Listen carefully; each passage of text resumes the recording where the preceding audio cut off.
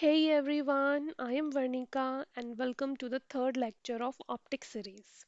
तो पिछले दो लेक्चर में हमने देखा ऑप्टिक्स का introduction, reflection of light, types of mirrors and image formation through mirrors. तो लास्ट हम इमेज फॉर्मेशन ही देख रहे थे। Image formation through concave mirror and convex mirror. एक बार उसको थोड़ा सा रिवाइज कर लेते हैं। तो सपोज हमारे पास एक कॉनकेव मिरर है।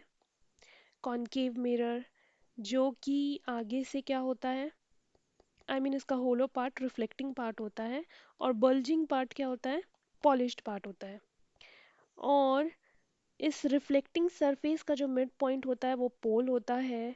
यहाँ पे फोकस होगा, इधर सेंटर ऑफ कर्वेचर होता है। ओके, तो हमारे पास 6 केसेस थे इमेज फॉर्मेशन के लिए। यानी कि हम ऑब्जेक्ट को कहीं इन्फिनिटी पे रख रहे हैं, एट इन्फिनिटी। और जब कभी भी हम उसको एट इन्फिनिटी रख रहे हैं तो इमेज जो हमारी फॉर्म हो रही है वो किधर हो रही है, फोकस पे बन रही है।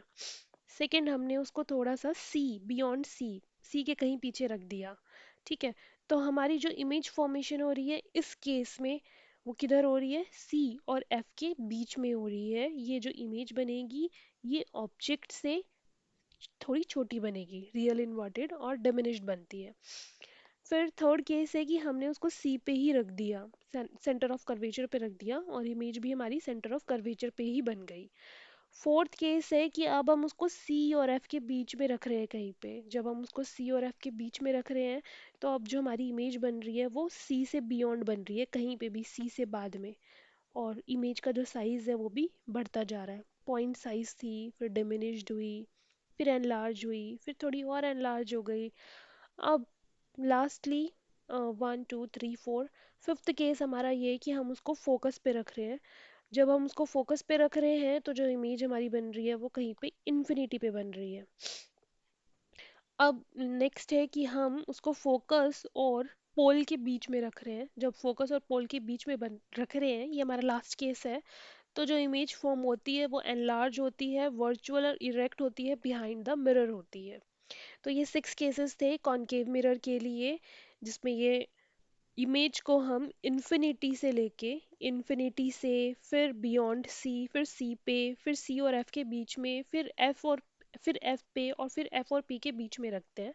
और जो हमारी इमेज फॉर्म होती है वो किस क्रोनोलॉजी से होती है कि पहले एफ है, फिर बढ़ते बढ़ते बढ़ते इमेज का साइज भी बढ़ता है और डिस्टेंस भी बढ़ता है, इन्फिनिटी तक पहुंच जाएगी।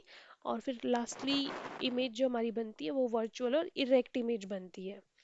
बात करते हैं कॉन्वेक्स मिरर की। अगर हमारी इमेज फॉर्म हो रही है कॉन्वेक्स मिरर में तो सबसे पहले कॉन्वेक्स मिरर बना देते हैं। इसका जो होलो सरफेस है वो हमारा पॉलिश्ड होगा और बल्जिंग सरफेस जो होगा वो रिफ्लेक्टिंग होगा। बिल्कुल मिड पे रिफ्लेक्टिंग के हमारा पोल होता है, फिर यहाँ फोकस और यहाँ पे सेंटर ऑफ कर्वेचर। इसका जो पोल और सेंटर ऑफ कर्वेचर है वो किधर है, बिहाइंड द मिरर है।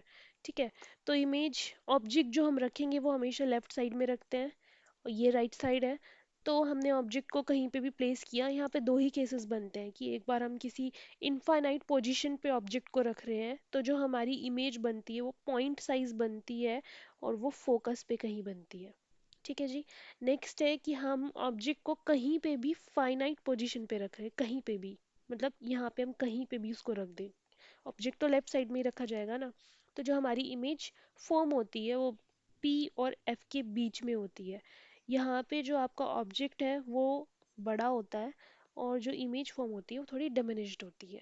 तो ऑब्जेक्ट बनेगा, मतलब इमेज जो बनती है हमारी, एक तो वो फोकस पे बनती है और एक बनती है एफ और पी के बीच में। डिमिनिश्ड बनेगी, वर्चुअल और इरेक्ट बनेगी। तो फाइनली ये इसका कंक्लूजन आता है। नेक्स्ट हम आगे चलते हैं कार्टेशियन साइन कन्वेंशन पे। ये कार्टेशियन साइन कन्वेंशन बिल्कुल वैसा ही है जैसा कि आपने मैथ्स में पढ़ा है।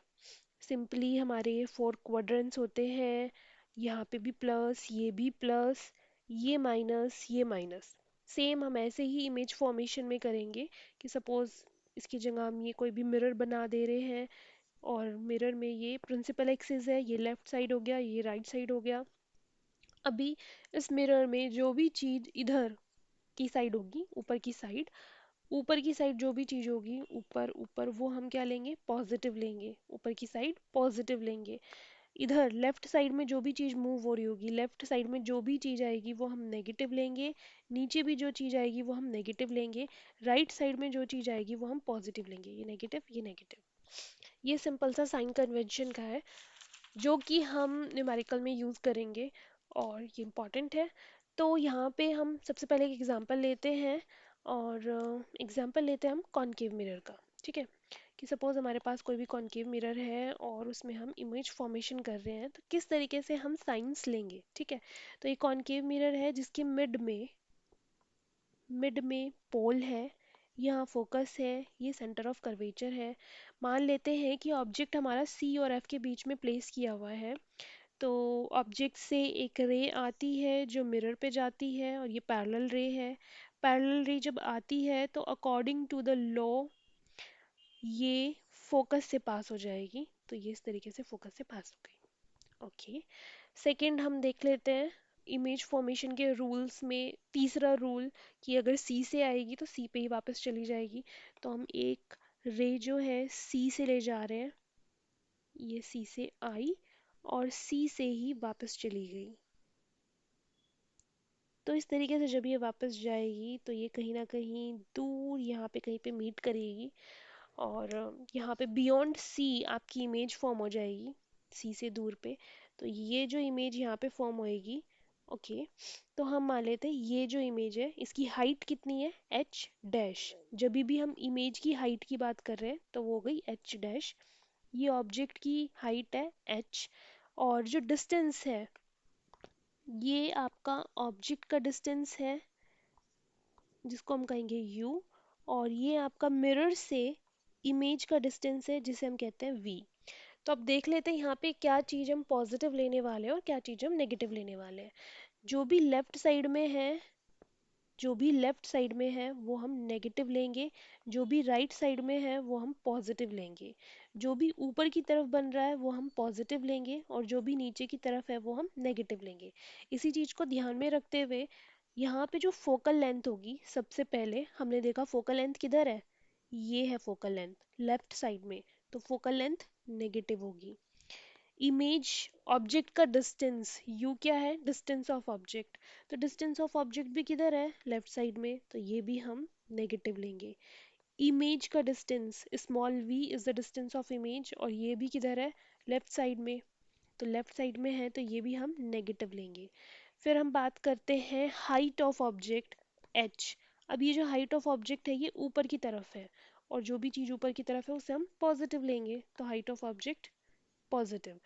अब ये जो हाइट ऑफ ऑब्जेक्ट है जब भी हम लेंगे तो ये तो पॉजिटिव ही रहेगी क्योंकि ऑब्जेक्ट तो सीधा ही खड़ा होगा ना। इमेज इन्वर्टेड बन सकती है, ऑब्जेक्ट तो सीधा ही खड़ा होगा। तो एच डैश यानी कि हाइट ऑफ इमेज ये नीचे की तरफ है जिसको हम क्या लेंगे नेगेटिव लेंगे। तो दिस इज़ हाउ आप साइन कन्वेंशन यूज़ करोगे और ये मोस्टली हम न्यूमेरिकल्स में यूज़ करेंगे, थोड़ा इंपॉर्टेंट हो जाता है न्यूमेरिकल पर्पज से। तो जब भी हम न्यूमेरिकल करेंगे तो हम इसे रिवाइज करते चलेंगे ताकि ये आपके दिमाग पे बैठ जाए। आगे चलते हैं मिरर फार्मूला। देखिए मिरर फार्मूला, इसको हम मिरर इक्वेशन भी कहते हैं। मिरर फार्मूला क्या होता है, 1/f is equals to 1/u plus 1/v, जहाँ पे f आपकी फोकल लेंथ है, u आपका ऑब्जेक्ट का डिस्टेंस है मिरर से और v आपका इमेज का डिस्टेंस है। यह है आपका मिरर फॉर्मूला, इसे हम मिरर इक्वेशन भी कहते हैं। बात करते हैं लीनियर मैग्निफिकेशन की। लीनियर मैग्निफिकेशन को हम स्मॉल m से डिनोट करते हैं और ये होता है height of image divided by height of object. Height of image को हम h डैश से डिनोट करते हैं और हाइट ऑफ ऑब्जेक्ट को हम h से डिनोट करते हैं। ठीक है जी, इसको हम किस और तरीके से लिख सकते हैं, इसको हम लिख सकते हैं minus v divided by u, जहाँ पे कि v क्या है, v है आपका डिस्टेंस ऑफ इमेज, u है आपका डिस्टेंस ऑफ ऑब्जेक्ट। तो ये डिस्टेंस ऑफ इमेज और डिस्टेंस ऑफ ऑब्जेक्ट है और ये जो माइनस यू है ये रहेगा ही, इसको आप डिस्टर्ब नहीं करेंगे। मतलब कि साइन कन्वेंशन के अकॉर्डिंग अगर किसी क्वेश्चन में v की वैल्यू ऑलरेडी पॉजिटिव है तो आप फिर भी इसको डिस्टर्ब नहीं करेंगे, ये फॉर्मूले में है ही, आपको ये रखना ही रखना है। बिना इसको डिस्टर्ब किए ही आपको v और u की वैल्यू चेंज करनी है। तो ये हमारा सिंपल सा लीनियर मैग्निफिकेशन होता है, स्मॉल m से हम इसको डिनोट करते हैं। तो linear magnification m is equals to h dash divided by h is equals to minus v divided by u। ये हमें याद रखना है। अगर हम बात कर रहे हैं कि हमारी जो इमेज है वो कैसी है, रियल इमेज है, रियल इमेज। तो रियल इमेज कैसी होती है, इन्वर्टेड होती है। रियल के साथ हमेशा क्या आता है, इन्वर्टेड आता है। वर्चुअल के साथ क्या आता है, इरेक्ट आता है। तो हमारे पास फॉर्मूला होता है height of image divided by height of object. हमें पता है ऑब्जेक्ट की हाइट तो पॉजिटिव ही रहनी है, लेकिन यहाँ पे क्या है, रियल इमेज है, और अगर इमेज रियल होगी तो इन्वर्टेड होगी, और इन्वर्टेड होगी तो कैसी होगी, नेगेटिव होगी। तो यानी कि आंसर आपका लीनियर मैग्निफिकेशन क्या आएगा, इस केस में नेगेटिव आएगा। अगर आपकी इमेज जो है वो वर्चुअल इमेज है, तो हमारे पास वर्चुअल इमेज कैसी होती है, हमेशा इरेक्ट होती है। तो यानी कि ऊपर इमेज भी पॉजिटिव होगी, नीचे ऑब्जेक्ट तो पॉजिटिव होता ही है, height of object is positive. तो इस केस में जो आपका फाइनल आंसर आता है वो क्या आता है, पॉजिटिव आता है। तो this is linear magnification. Next चलते हैं कुछ क्वेश्चंस पे। Magnification of virtual image of concave mirror. तो इन्होंने हमसे पूछा है magnification of virtual image of concave mirror. तो हमें कॉनकेव मिरर का मैग्निफिकेशन निकालना है जब वर्चुअल इमेज बनी है।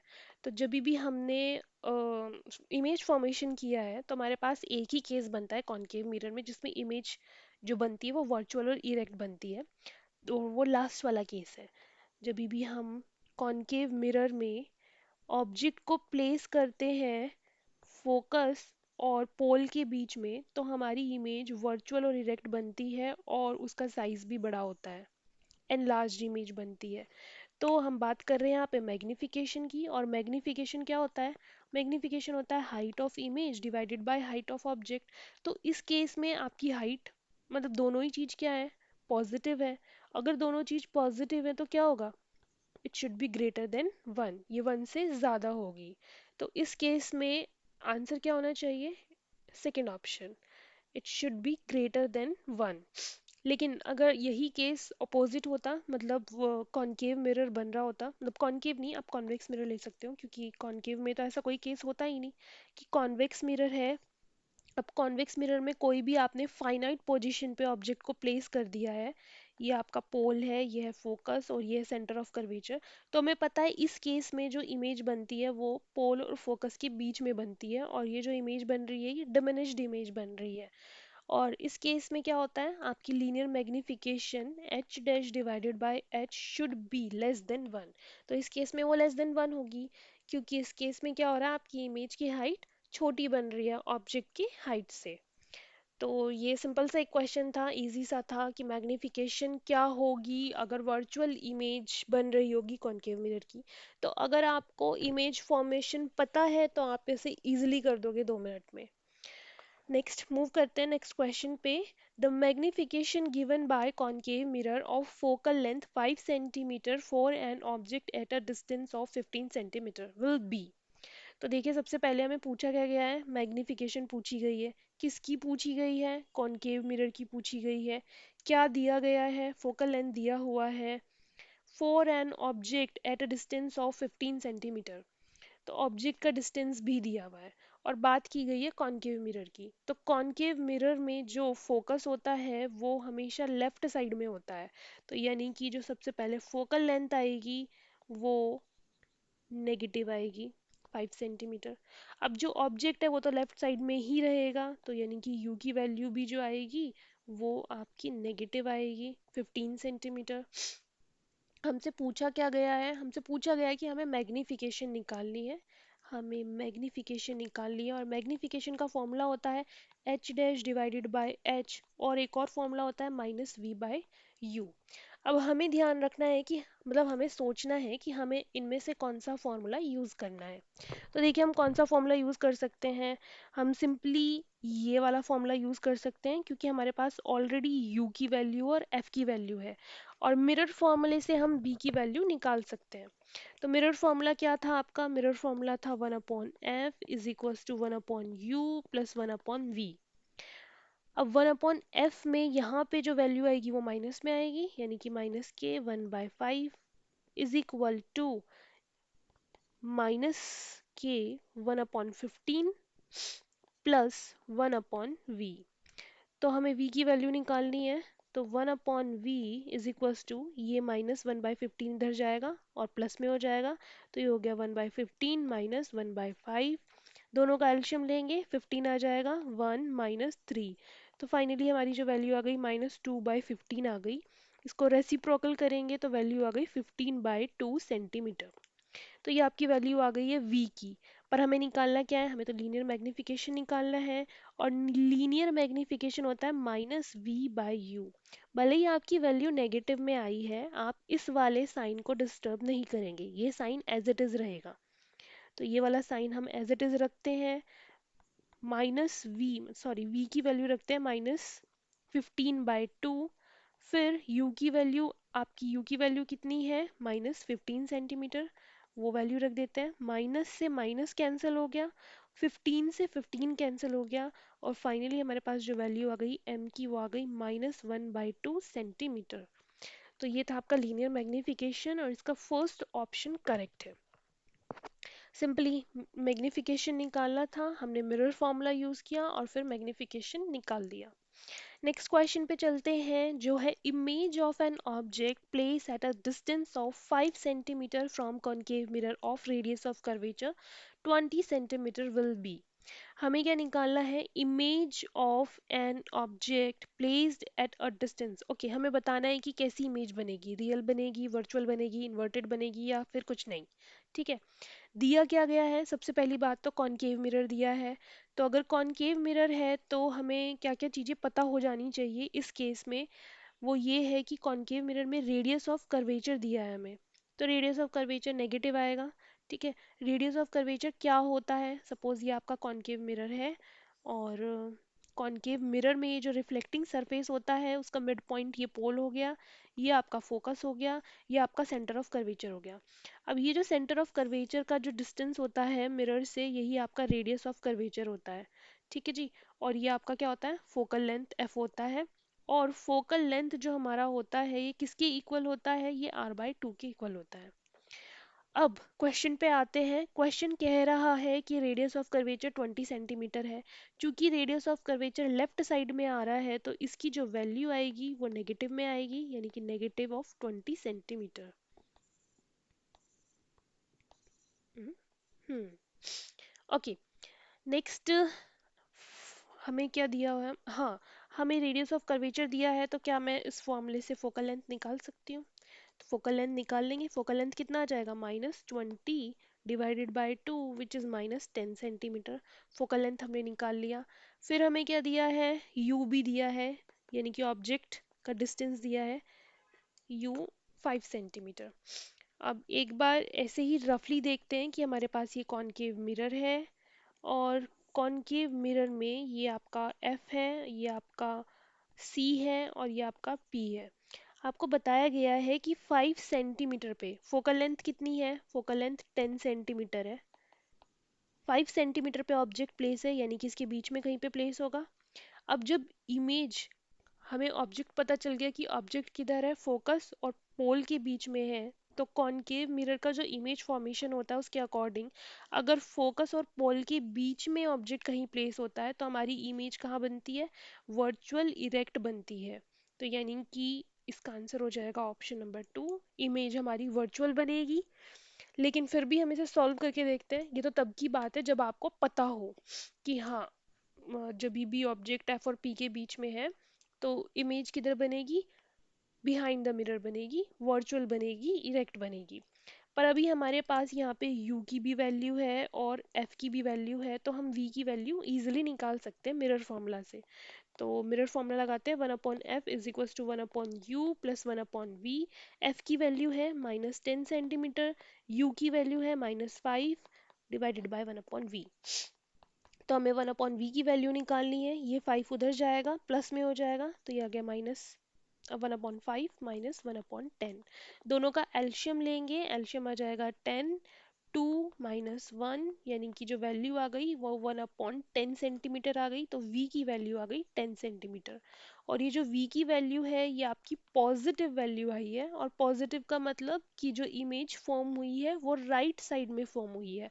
और according to cartesian sign convention right side में जो भी चीज होती है, सॉरी हाँ, इमेज आपकी पॉजिटिव हुई है तो इसका मतलब वो राइट साइड में है, और राइट साइड में जो भी चीज होती है वो बिहाइंड द मिरर है, यानी कि वो वर्चुअल इमेज है। तो आपका जो आंसर आ गया वो क्या आ गया? Second option, virtual image. तो नेक्स्ट क्वेश्चन पे चलते हैं। Distance of an object from a concave mirror of focal length 12 centimetre for magnification 4 will be. तो हमें क्या निकालना है? डिस्टेंस ऑफ ऑब्जेक्ट निकालना है। ओके, डिस्टेंस ऑफ ऑब्जेक्ट निकालना है यानी कि u की वैल्यू निकालनी है। कॉनकेव मिरर की बात हो रही है। हालांकि हमें एक बात पता है कि जो ऑब्जेक्ट है वो हमेशा लेफ्ट साइड में होता है, तो यानी कि ये जो u की वैल्यू है ये नेगेटिव ही आएगी। कोई भी मिरर हो आपका, तो जो उसका ऑब्जेक्ट प्लेस किया जाएगा वो तो इसी साइड होगा ना, मिरर के लेफ्ट साइड में। और लेफ्ट साइड में जो भी चीज़ होती है उसकी वैल्यू क्या होती है? नेगेटिव होती है, तो u की जो वैल्यू आएगी पहली बात तो वो नेगेटिव आएगी। फिर कॉनकेव मिरर की बात कर रहे हैं ये लोग, तो कॉनकेव मिरर का फोकस किधर होता है? लेफ्ट साइड में होता है, यानी कि इसकी जो फोकल लेंथ है गिवन 12 सेंटीमीटर, वो क्या होगी? -12 सेंटीमीटर होगी। फिर इन्होंने कहा है कि मैग्निफिकेशन गिवन है आपको 4, और हमें निकालनी है u की वैल्यू। तो हमें पता है मैग्निफिकेशन गिवन है, फोकस ये रहा, तो हम यहाँ से क्या कर सकते हैं? सबसे पहले हम निकाल सकते हैं, हमें पता है m की जो वैल्यू होती है लीनियर मैग्निफिकेशन वो क्या होता है? -v/u वैल्यू होती है। अब इसे निकालने के लिए हमारे पास m की वैल्यू है, हमारे पास u की वैल्यू नहीं है। ओके, तो सबसे पहले हमें v की वैल्यू निकालनी होगी। इसको निकालने के लिए तो हम मिरर फॉर्मूला यूज़ करते हैं। मिरर फॉर्मूला है 1/f is equals to 1/u plus 1/v। ठीक है जी। अब देखिए इस केस में क्या हुआ है, हमें पता है कि हमारे पास m की वैल्यू क्या है? 4 है। तो यहाँ से मैं किसी एक चीज़ की वैल्यू निकाल सकती हूँ, या तो मैं v की वैल्यू निकाल लूँ या फिर मैं u की वैल्यू निकाल दूँ। तो अगर मैं v की वैल्यू निकाल देती हूँ तो वो आ गई मेरी -4u। u उधर चला जाएगा, माइनस इधर लग जाएगा, तो v की वैल्यू आ गई 4u, और u की वैल्यू तो u है ही। ठीक है, तो ये वैल्यूज मैं पुट करने वाली हूँ मिरर फॉर्मूला में और u की वैल्यू निकालूंगी। ठीक है जी। तो f जो है वो है -12 सेंटीमीटर, माइनस में इधर लिख देती हूँ ऊपर, u as it is u ही रहेगा, और v की वैल्यू जो है वो है -4u। दोनों का एल्शियम ले लेते हैं, एल्शियम लेंगे तो नीचे आ जाएगा 4u, इधर 4 से मल्टीप्लाई होगी, इधर एज इट इज, तो फाइनली जो हमारी वैल्यू आती है -1/12 3 4u, और 4 से हम 12 को कट कर रहे हैं 3 टाइम्स, तो u की वैल्यू आ गई है -9 सेंटीमीटर। u की वैल्यू में पहले ही पता था कि नेगेटिव हो जाएगी क्योंकि u लेफ्ट साइड में होता है। तो this will be our answer, option number 1, 9 centimetre. So that's it for today. Hope you like the video. If you find it useful, don't forget to hit the like button. Thanks for watching.